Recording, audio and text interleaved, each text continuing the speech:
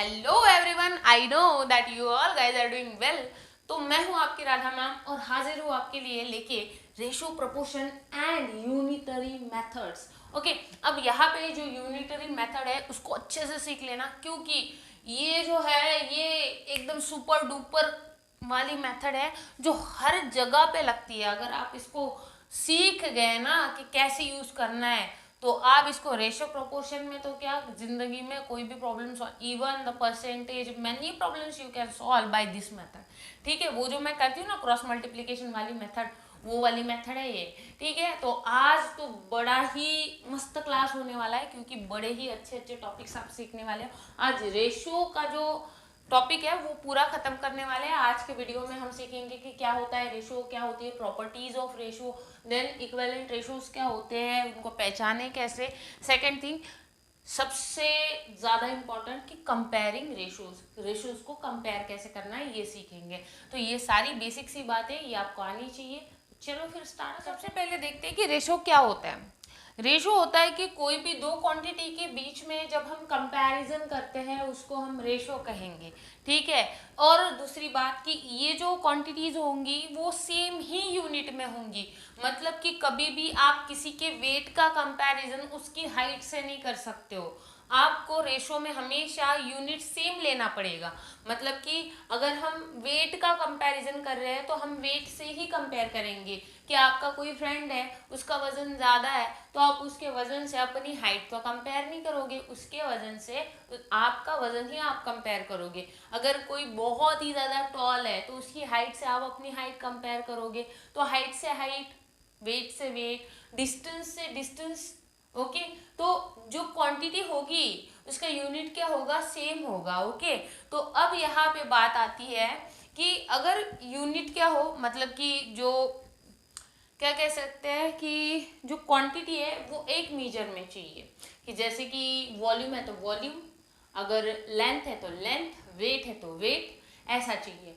अगर उनका unit vary कर जाता है, मतलब कि कोई केजी में है और कोई ग्राम में है, तो हम उसको एक यूनिट में कन्वर्ट करके फिर रेशो निकाल सकते हैं। हम कभी भी ग्राम में का रेशो केजी के साथ में नहीं दिखा सकते। ठीक है, हमें क्या करना पड़ेगा, उन दो क्वांटिटीज को पहले एक यूनिट में कन्वर्ट करना पड़ेगा और फिर बाद में ही हम उसको कंपेयर कर सकते हैं। अगर मैं कहूँ कि मेरा वेट है 50 केजी और सपोज कि कोई अलग इंसान है, उसका वजन अगर मैं बोल रही हूँ कि ग्राम में है, तो क्या ये सही होगा? तो वो तो समथिंग सपोज कि बहुत सारा ग्राम आएगा ना रे, कितना, अगर हम सोच भी नहीं सकते। तो सपोज मैंने 50 कोई छोटा सा बच्चा है और उसका वजन सपोज है कि अपन 3 केजी लेते हैं। 3 केजी बहुत कम नहीं हो जाएगा, बहुत ही छोटा बच्चा हो जाएगा वो। हम लेते हैं वजन उसका सपोज 10 केजी लेते हैं, तो 10 केजी वजन मतलब कि 10 पे कितने ने 3 0। तो अब ये रेशो क्या सही लग रहा है ये रेशो? ओके, हालांकि मेरा वजन ज़्यादा है उससे, लेकिन वो ग्राम में क्वांटिटी है तो ऐसा लग रहा है कि वो ज़्यादा है। तो इसीलिए हम जब भी कोई भी क्वांटिटी को कंपेयर करते हैं तो पहले हमें उसका जो यूनिट है वो सेम करना पड़ता है। समझ में आई बात? ठीक है, अब रेशो क्या होता है? क्या होता है ratio? Ratio is the comparison between the two और more quantities of the same kind in a same unit. ठीक है, तो अब यहाँ पे देखो कि रेशो सिर्फ दो ही क्वांटिटी में नहीं हो सकता। रेशो ऐसे भी हो सकता है A:B:C, और भी हो सकता है A:D। अब इसको पढ़ते कैसे है? A:B, B:C, C:D, E:2, ऐसे पढ़ते हैं इसको। ठीक, अब यहाँ पे देखो रेशो होता है फ्रैक्शन के, मतलब कि ratio is nothing but a fraction only. Ratio is nothing but a fraction only. कि A:B है उसी को हम लिख सकते हैं A/B। अब यहाँ पे जो फर्स्ट टर्म आती है, दैट इज न्यूमरेटर में जो टर्म आती है उनको कहते हैं एंटीसीडेंट। ओके, और जो टर्म आती है डिनोमिनेटर में या फिर जो भी सेकेंड टर्म होती है उसको कहा जाता है कॉन्सिक्वेंट। उसको क्या कहा जाता है? कॉन्सिक्वेंट। समझ में आई बात? ठीक है, तो ये बेसिक सी बातें रेशो के बारे में आपको पता होनी चाहिए। अभी सीखते हैं कि क्या होती है properties of ratio. Properties of the ratio क्या होती है? प्रॉपर्टीज मैंने पहले भी बताया कि all the quantities in a ratio should be of the same kind. Okay मतलब कि सेम काइंड मतलब कि लेंथ है तो लेंथ, वेट है तो वेट, वॉल्यूम है तो वॉल्यूम, डिस्टेंस है तो डिस्टेंस। ओके मतलब कि एक चीज होनी चाहिए, वो ऐसे नहीं कि किसी की लेंथ है और फिर आप बता रहे हो कि किसी का वजन है। ओके और फिर उन दोनों चीज़ों को कंपेयर कर रहे हो, नहीं, वो दोनों क्या चाहिए, सेम काइंड की होनी चाहिए। फिर बाद में सेकंड प्रॉपर्टी कहती है all the quantity should have same unit, कि जो सारी क्वांटिटीज है उनको सेम यूनिट चाहिए। अगर ना भी हो सेम यूनिट, वो सेम काइंड की है और अगर यूनिट सेम नहीं है तो आप उन सब क्वांटिटीज का यूनिट सेम कर दो। ओके और रेशो में क्या होता है, यूनिट कट जाता है, यूनिट नहीं रहता। जो फाइनल रेशो आता है, जो सिंपलेस्ट फॉर्म वाला रेशो आता है, उसमें यूनिट नहीं रहता कभी भी। ठीक है अब यहाँ पे थर्ड प्रॉपर्टी कहते हैं the a ratio is said to be a simplest form when HCF is 1। जब न्यूमरेटर और डिनोमिनेटर का HCF 1 हो, हाईएस्ट कॉमन फैक्टर जब 1 हो, तब वो क्या होंगे, सिंपलेस्ट फॉर्म में होंगे उसके। when the both numerator and denominator are multiplied and or divide by same number, value the जो फ्रैक्शन होगा, जो रेशो होगा, उसकी वैल्यू चेंज नहीं होगी। ठीक है अगर आप रेशो को डिनोमिनेटर को और डिनोमिनेटर और न्यूमरेटर को मल्टीप्लाई करते हो या फिर डिवाइड करते हो सेम नंबर से, तो फिर क्या होगा, वो जो रेशो होगा, वो जो फ्रैक्शन होगा, उसकी वैल्यू चेंज नहीं होगी।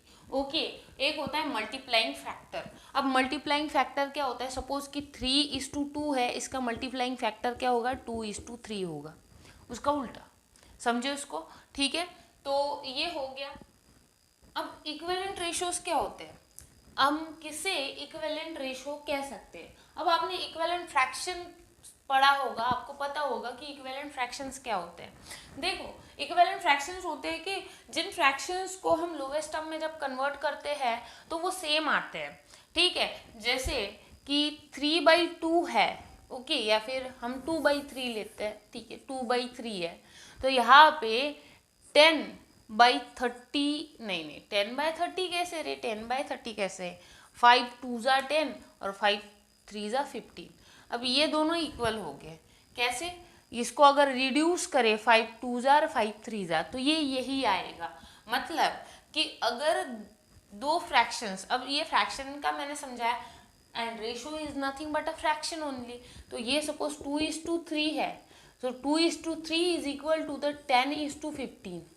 ऐसा कहना है कि जब कोई रेशो का सिंप्लीफाइड वर्जन जो होता है वो सेम होता है, तो फिर क्या होता है, वो दोनों जो होते हैं वो इक्वल कहलाते हैं। समझो इसको। ठीक है तो ये सब आपको पढ़ना पड़ेगा, तभी जाके क्वेश्चन सॉल्व कर पाओगे। ऐसे नहीं कि छूमंतर हो गया। ओके मैंने पिछली बारी में कहा था ना कि छूमंतर वाली वीडियो लेके आ गई मैम और बस हमारा एक दिन में पूरा सिलेबस कवर हो गया। अरे नहीं होता है ऐसे।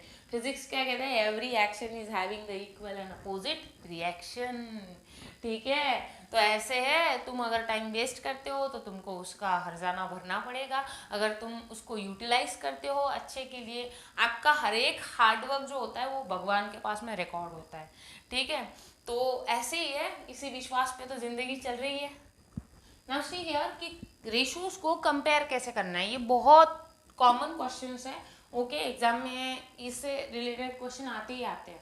अब यहाँ पे देखो कि अगर आपको रेशो दिए जाए और उनमें से पूछे कि कौन सा रेशो ग्रेटर होगा, कौन सा रेशो लेस होगा, तो आप कैसे कंपेयर करोगे। इसकी 3 मेथड्स है। एक तो है कि उनको लाइक फ्रैक्शंस में कन्वर्ट कर दो, सिंपली उसको कंपेयर कर दो। दूसरा है कि अगर 2 रेशोज है सिर्फ, तो आप उसकी क्रॉस मल्टीप्लिकेशन करके कर सकते हो, और अगर 2 से ज़्यादा है तो आप उसका एलसीएम निकाल के या फिर ये वाली लाइक फ्रैक्शन के मेथड से कर सकते हो। अब देखो कि इसको कैसे करेंगे। 2/3 एंड 4/5 है, तो 5 और 3 का एलसीएम क्या होता है, एलसीएम इज इक्वल टू 15 है ऑब्वियसली। तो यहाँ पे 2/3, 3 को किससे मल्टीप्लाई करेंगे 15 बनाने के लिए, 5 से, तो 2 को भी 5 से। और यहाँ पे 4/5 इसको 3 से मल्टीप्लाई करेंगे 15 बनाने के लिए, तो ये क्या बन जाएगा 10/15 और ये बन जाएगा 12/15। तो ऑब्वियस सी बात है ग्रेटर कौन सा हुआ, ये, समझो इसको। ठीक है अब यहाँ पे इसको क्रॉस मल्टीप्लिकेशन कैसे, 2/3 और यहाँ पे 4/5, इसका न्यूमरेटर इसके डिनोमिनेटर से मल्टीप्लाई करेगा, इसका न्यूमरेटर इसके डिनोमिनेटर से मल्टीप्लाई करेगा। यहाँ पे देखो कि 2 मल्टीप्लाई बाई 5 और इधर होगा 4 मल्टीप्लाइड बाई 3। अब यहाँ पे देखो फैसला कौन करता है, डिनोमिनेटर नहीं करता, यहाँ पे न्यूमरेटर फैसला करता है। जिसके न्यूमरेटर की मल्टीप्लीकेशन ग्रेटर आती है वो क्या होता है, ग्रेटर होता है। समझो इसको, ठीक है। तो अब यहाँ पे 5 2 10 और यहाँ पे 4 3 12, तो ऑब्वियस सी बात है 12 ग्रेटर है, तो यहाँ पे 4/5 क्या हुआ, ग्रेटर हुआ। सेम रिजल्ट आया है यहाँ पे। इधर देखो, इधर कैसे करोगे, अब यहाँ पे 2/3 और ये 4/5, तो एलसीएम से क्या कह रहा है कि मल्टीप्लाई कर दो। डिनोमिनेटर का एलसीएम क्या है, 15 है, तो यहाँ पे 2/3 multiply by 15 and here 4/5 multiply by 15, तो 5 3 और यहाँ पे 3 5 2 5 10 और यहाँ पे 4 3 12, तो यहाँ पे ग्रेटर क्या है 12, तो यहाँ पे ग्रेटर होगा 4/5। समझो इसको कि कैसे करना है। तो ये वाली जो मेथड है, ये वाली मेथड आपको, अगर आपको 3 रेशोज कंपेयर करने हैं तो उसमें भी काम में आएगी। बड़ी काम की मेथड है ये वाली, जैसे कि इसमें टाइम लगता है, ये 2 के लिए यूज होती है, ये वाली हम हर जगह पे लगा सकते हैं। बहुत ही इजी है, हम जब एग्जाम्पल करेंगे तो आपको समझ में आ जाएगा।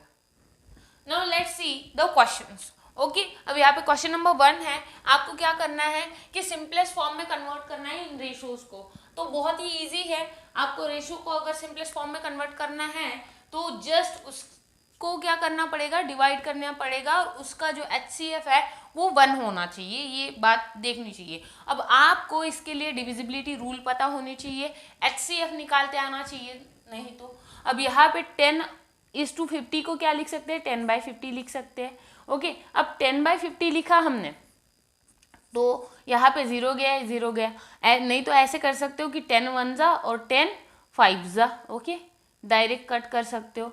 तो यहाँ पे इसका रेशो क्या हो गया 1/5, तो 10:50 इज इक्वल टू 1:5, ठीक है।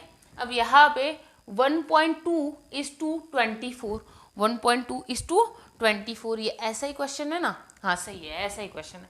अब यहाँ पे देखो कि इसको 1.2 को 10 से मल्टीप्लाई कर दो, तो ये क्या बन जाएगा, 12 बन जाएगा। और इसको अगर कर रहे हैं मल्टीप्लाई, सपोज आपको समझ में नहीं आएगा, ये देखो 1.2/24 मल्टीप्लाई बाई 10 मल्टीप्लाई बाई 10, ये क्या बन जाएगा 12 और ये क्या बन जाएगा 240। तो अब यहाँ पे इसको डिवाइड करो, 12 1 और 12 20, तो ये क्या हो गया 1/20। तो देयरफॉर 1.2:24 इज इक्वल टू 1:20। समझो ओके, इसका सिंपलेस्ट फॉर्म क्या है 1:20। अब यहाँ पे देखो, ये अगर डेसिमल में आते हैं तो झंझट करने की कोई बात नहीं है, उसको सिंपली मल्टीप्लाई कर दो। ज़्यादा देखो कहाँ पे डेसिमल, यहाँ पे 2 है डेसिमल, यहाँ पे 1 है, तो ज़्यादा वाले से आप डिसाइड करोगे कि किससे मल्टीप्लाई करना है, किससे मल्टीप्लाई करना है, इसको 100 से मल्टीप्लाई करना है। तो यहाँ पे 0.25/0.5 मल्टीप्लाई बाय 100 मल्टीप्लाई बाय 100, ये क्या बन जाएगा, ये बन जाएगा 25/50। तो यहाँ पे 25 1 और 25 2, ठीक है। तो ये क्या बन जाएगा 2 नहीं रे 1/2, ठीक है।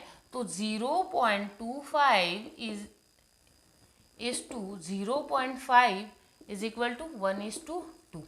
समझो इसको, ओके।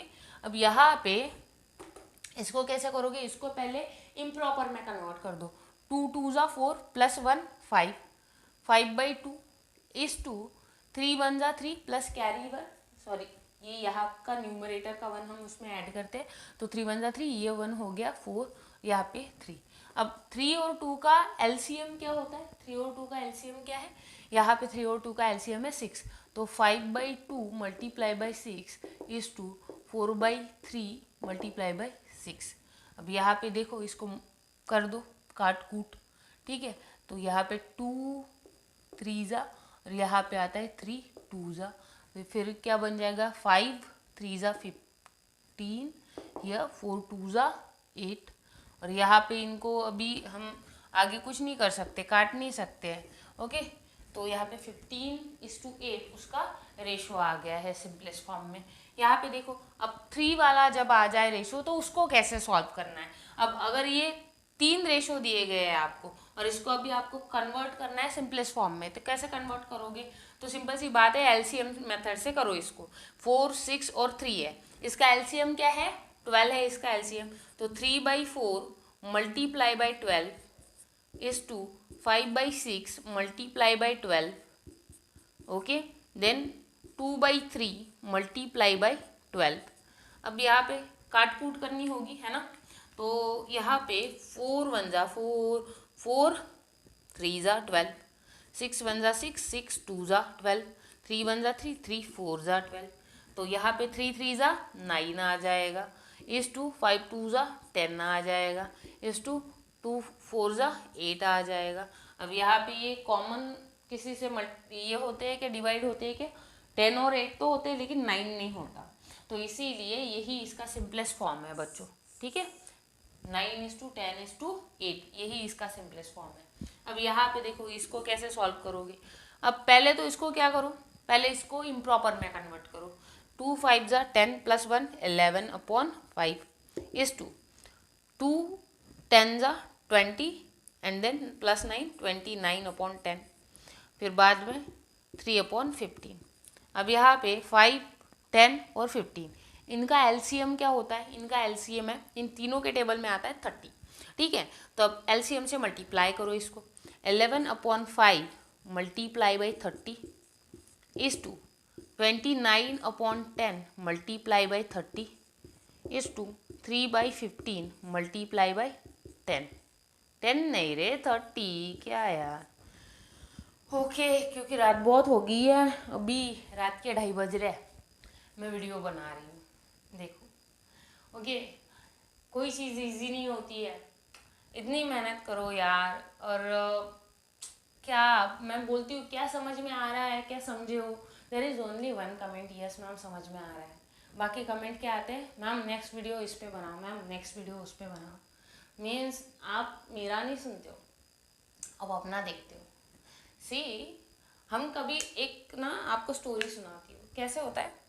एक टीचर होता है, उसने बच्चों को कहा होता है कि देखो ये जो बलून है, ये बलून पे हर एक का नाम लिखो, अपना अपना नाम लिखो। हर एक बच्चे के हाथ में एक बलून होता है और बच्चे क्या करते हैं, उस पर अपना अपना नाम लिख देते हैं और फिर बाद में वो बलून्स डाल देते हैं। और फिर टीचर कहता है कि अब बलून, अपने नाम का बलून ढूंढो।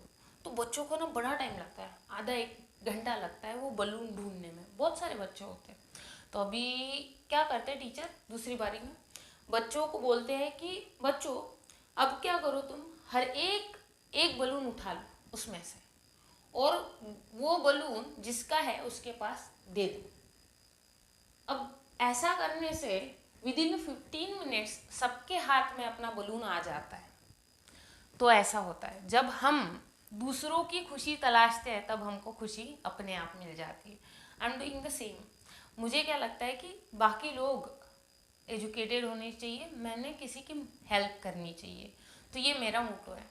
लेकिन आप ऐसा नहीं सोचते हो, आप अपनी राधा मैम का नहीं सोचते हो, आप ऐसा नहीं सोचते हो कि नहीं मेरे फ्रेंड्स को भी इसकी हेल्प मिले, मेरे फ्रेंड्स के साथ भी मैं शेयर करूँ। जैसे कि ये वीडियो जो है, ये वीडियो पे अगर 1000 व्यूज़ होते हैं, मैं ज़्यादा नहीं बोल रही हूँ, 1000 व्यूज़ होते हैं, अपने फ्रेंड्स के साथ अगर शेयर करते हो ये वीडियो तो हो जाएंगे। 1000 व्यूज़ होते हैं तो ही नेक्स्ट वीडियो इस चैप्टर की आएगी, नहीं तो नहीं आएगी। मैं कॉम्पिटिटिव एग्जाम की वीडियोस डाल रही हूँ, okay, because I need your support, I need your help. You guys are not supporting at all. So देखो फिर यहाँ पे ये एग्जाम्पल को क्या करना है, यहाँ पे कि 11/5 मल्टीप्लाई बाय 30, तो 5 1 जा 5, 5 6 जा, इस पेन से करते हैं, 10 1 जा 10, 10 3 जा, यहाँ पे 15 1 जा और 15 2 जा। तो यहाँ पे इससे मल्टीप्लाई कर दो, 11 मल्टीप्लाइड बाई 60, 11 मल्टीप्लाइड बाई 6 66 आ गया, इस टू। अब 3 मल्टीप्लाइड बाई 29 क्या हो गया, 3 9 जा 27, कैरी 1 आया यहाँ पे, 3 2 जा 6 प्लस कैरी 1 7, ओके ओके, फिर बाद में 3 2 जा 6, ओके। अब यहाँ पे देखो क्या ये डिविजिबल है, क्या ये डिविजिबल है। एक मिनट, एक मिस्टेक होगी यहाँ पे, ये देखो 3 9 ज़ा 27 और फिर यहाँ पे कैरी 2 आएगा ना, 3 2 ज़ा 6 प्लस कैरी 2 कितना हो गया 8, यहाँ पे 87 आंसर आना चाहिए। तो इसका सिंपलेस्ट फॉर्म क्या होता है, ये किसी एक नंबर से डिवाइड नहीं होते, तो यही इसका सिंपलेस्ट फॉर्म है 66:87:6। ओके, समझो इसको, ठीक है। देखो यहाँ पे ऐसा होता है, हम अगर थोड़ा सा दूसरे बारे में सोचते हैं तो ऐसी गलतियाँ हो जाती है, जैसे कि मैं चैनल के बारे में सोच रही थी तो ऐसा हो गया। ऐसे ही आप जब कभी पढ़ाई करते हो और आपका ध्यान भटक जाता है इधर उधर, तो ऐसे ही आंसर्स रॉन्ग होने लगते हैं, तो मन को थोड़ा वश में करना सीखो, ठीक है। अब यहाँ पे देखो कि 1.2:3.6:6, इसका आंसर गलत है आपकी बुक में। मैंने ये क्वेश्चन 6 टाइम्स सॉल्व करा है, फिर भी सेम आंसर आया मेरा। देन आई डिसाइडेड कि नहीं भाई, इनका ही आंसर गलत है, ठीक है। और मैंने प्रॉपर रिसर्च करी है उस पर, yes that answer was wrong. Okay, G वाले क्वेश्चन का आंसर बुक में रॉन्ग दिया गया है। ये वाला देखो कैसे करना है, जब डेसिमल में आ जाए वैल्यू तो क्या करना है, उनको मल्टीप्लाई कर दो। तो यहाँ पे इसको कैसे मल्टीप्लाई करेंगे, 10 से मल्टीप्लाई करेंगे, 1 डिजिट बाद में इसलिए, तो ये बन जाएगा 12, ये बन जाएगा 36 और ये बन जाएगा 60। हमने सबको 10 से मल्टीप्लाई करा है, मैंने वो स्टेप स्किप करी है। अब यहाँ पे देखो कि 12, 36 और 60, इसको डायरेक्टली कट कर सकते हैं, डायरेक्टली इसको कट कर सकते हैं। यहाँ पे देखो 12 1 ज़ा 12, 12 बारह 24 12 36, ओके, 12 5 60। तो यहाँ पे 12 1 ज़ा 12, 3 ज़ा और 5, ठीक है। इसका रेशो क्या आता है 1:3:5, ये इसका रेशो है, लेकिन आपकी बुक में वो गलत दिया गया है, ठीक है। डेसिमल में रेशो है, तो डेसिमल में रेशो है तो उन्होंने क्या कंसिडर करा है, इसका जो एलसीएम है वो उन्होंने कंसिडर करा है 6। अगर हम कंसिडर करते हैं 6, सॉरी एचसीएफ जो है, देखो 3 होते हैं ना, जब 2 होते हैं रेशो तब उसको एलसीएम से मल्टीप्लाई करना पड़ता है, लेकिन जब आपके पास में 3 रेशो होते हैं तब अगर वो सेम होल नंबर में है, सपोज होल नंबर में है, तो उसको क्या करो एचसीएफ से डिवाइड कर दो डायरेक्टली, तो आपको सिंपलेस्ट फॉर्म मिल जाएगा। लेकिन यहाँ पे डेसिमल में वैल्यू है, अब डेसिमल में वैल्यू है तो उन्होंने एचसीएफ कंसिडर करा है 6। क्या पॉसिबल है 1.2 का एचसीएफ 6 है, वो तो उसकी वैल्यू 0 पॉइंट में देगा ना, और एचसीएफ क्या होता है कि उसको पूरा डिवाइड कर दे और उसका जो रिमाइंडर है वो 0 आ जाए, सही बात है ना। लेकिन यहाँ पे इसकी वैल्यू क्या आती है 0 पॉइंट में आती है, होल नंबर में नहीं आती है, तो इसीलिए इसका एचसीएफ उन्होंने करा है कंसिडर। मैं नहीं मानती उसको, उस आंसर को। अगर आपके टीचर मानते हैं और अगर वो देते हैं वैसा आंसर तो ओके, आप वो लिख सकते हो, लेकिन मेरे हिसाब से ये वाला आंसर सही है, ठीक है। सी ना क्वेश्चन नंबर 8। अब यहाँ पे 5 metre 50 centimetre is to 6 metre है। मैंने थ्योरी में आपको पढ़ाया है कि अगर रेशो का यूनिट वैरी कर जाता है तो आपको क्या करना है, वो यूनिट सेम करना है, सेम यूनिट में उसको कन्वर्ट करना है। तो क्या करना है आपको, 5 मीटर 50 सेंटीमीटर को क्या करना है, या तो मीटर में कन्वर्ट करना है, या फिर जो 6 सेंटीमीटर सॉरी 6 मीटर है उसको क्या करना है आपको, उसको सेंटीमीटर में कन्वर्ट कर दो।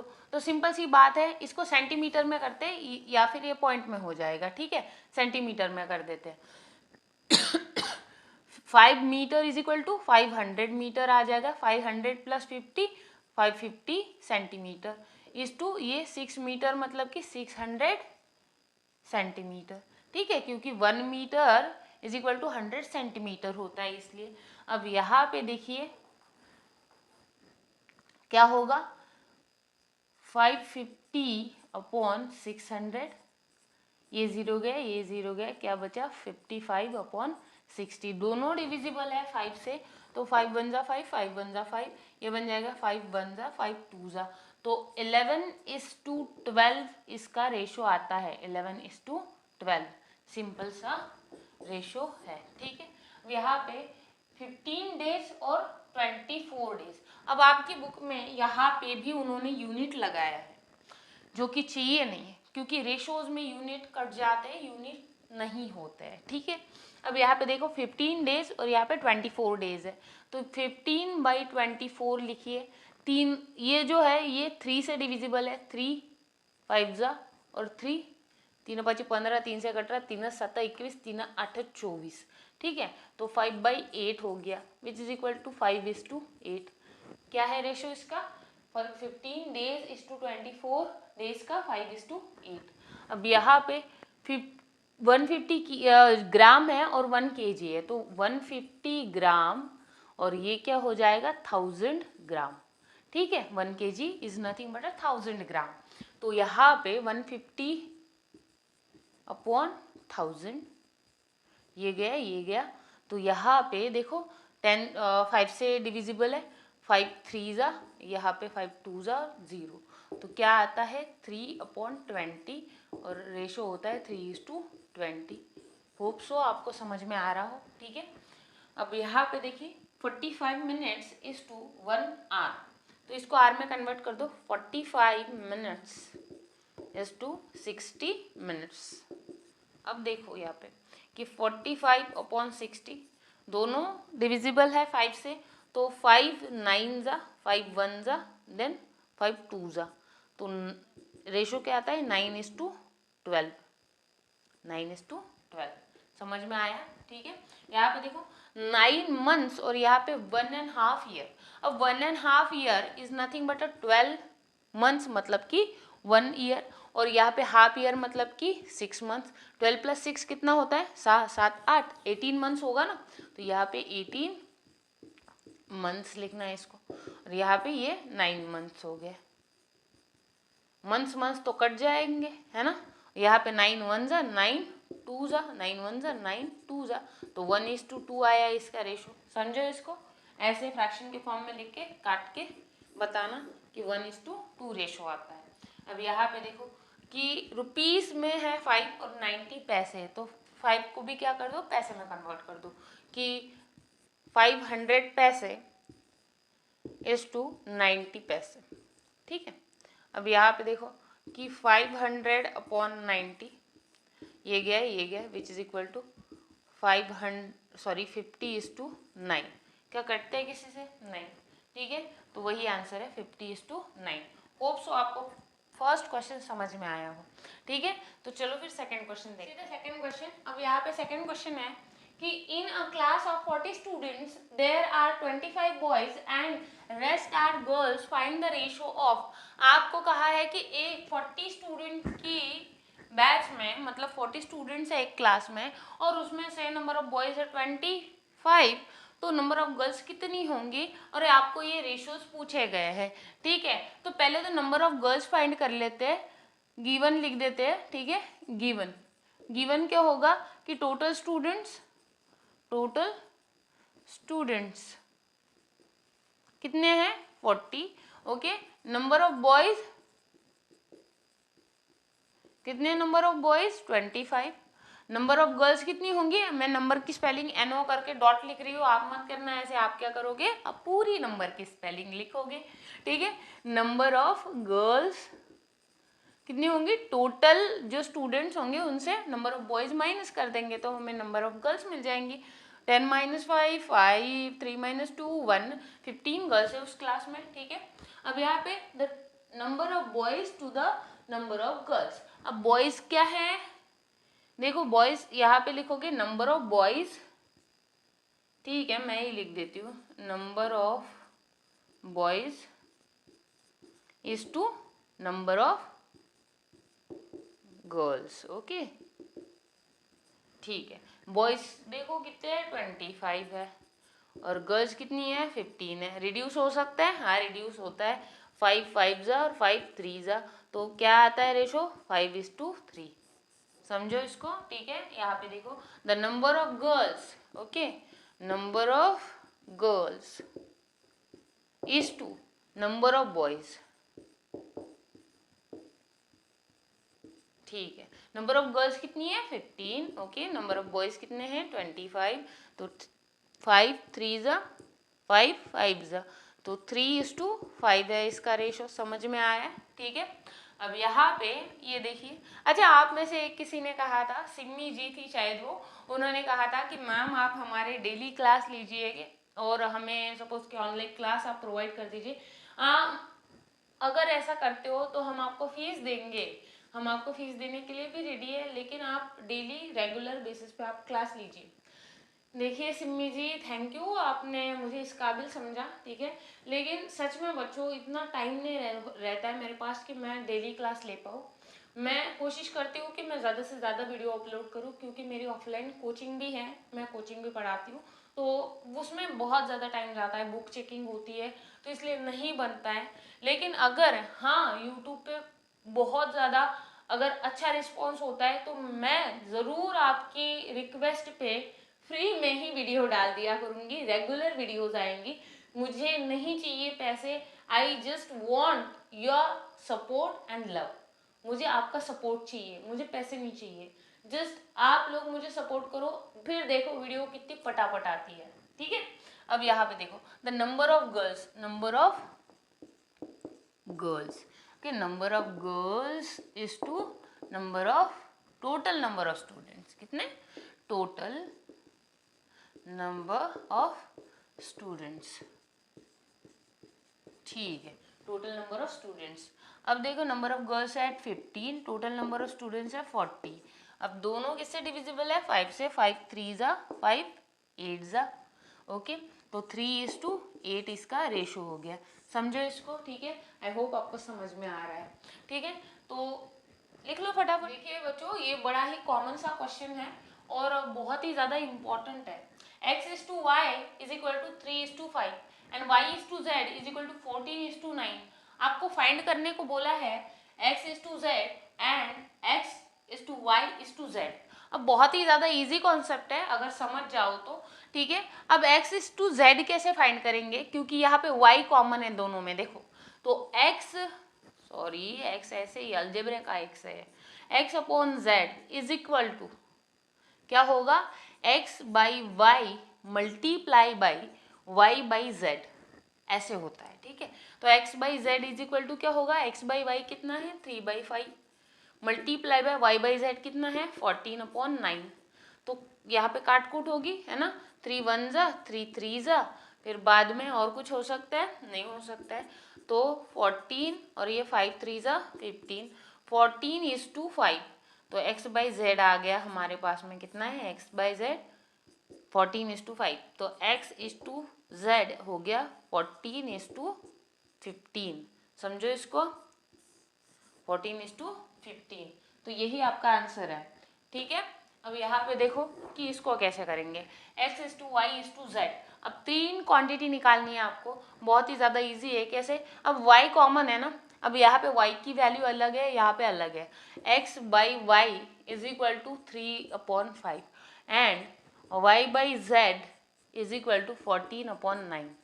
We as y is middle term, क्या है, मिडल टर्म है ना, therefore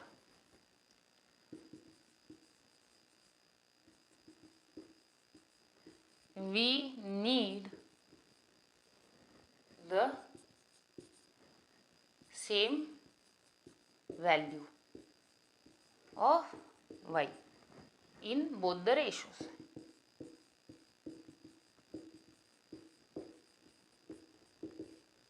ठीक है।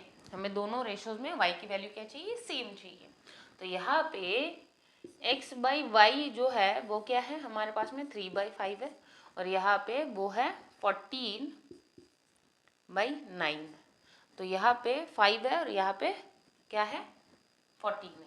Therefore the LCM of 5 and 14 is कितना है, 5 और 14 का LCM 5 क्या है यहाँ पे, so here the LCM is 70, कैसे, 5 और 14 को मल्टीप्लाई कर दो आपस में, 5 क्या है, 5 है प्राइम नंबर, तो अगर एक प्राइम नंबर होता है तो सिंपली उससे क्या कर देते हैं, मल्टीप्लाई कर देते हैं एलसीएम निकालने के लिए। तो अब यहाँ पे सॉरी, अब यहाँ पे देखो कि 3/5, अगर 5 को 70 बनाना है तो 14 से मल्टीप्लाई करोगे, ठीक है, एंड आपको यहाँ पे 14 को अगर 70 बनाना है तो 5 से मल्टीप्लाई करोगे, तो 9 को भी 5 से मल्टीप्लाई करोगे, ठीक है। तो रेशो की वैल्यू क्या नहीं होगी, चेंज नहीं होगी। तो यहाँ पे 14 3 होगा 42, ठीक है। और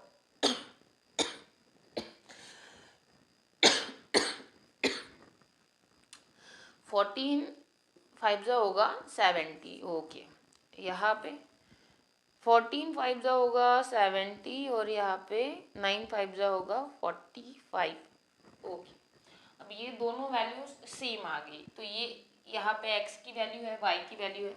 सो x by Y is equal to 42/70 and यहाँ पे किसकी वैल्यू थी, y by Z is equal to 70/42, अरे 42 नहीं 45, ठीक है। Therefore x is to y is to z, क्या है x 42, ओके, क्या है y 70, ओके, क्या है z 45, ठीक है। तो ये आपका रेशो निकल के आया है, समझो इसको, ठीक है। तो आई होप आपको समझ में आया हो। So this is all for the today's class and it is up to you कि नेक्स्ट वीडियो कितनी फास्ट आएगी। मैंने आपको टारगेट दे के रखा है, चलो देखते हैं। Bye, see you soon in next video. जय हिंद।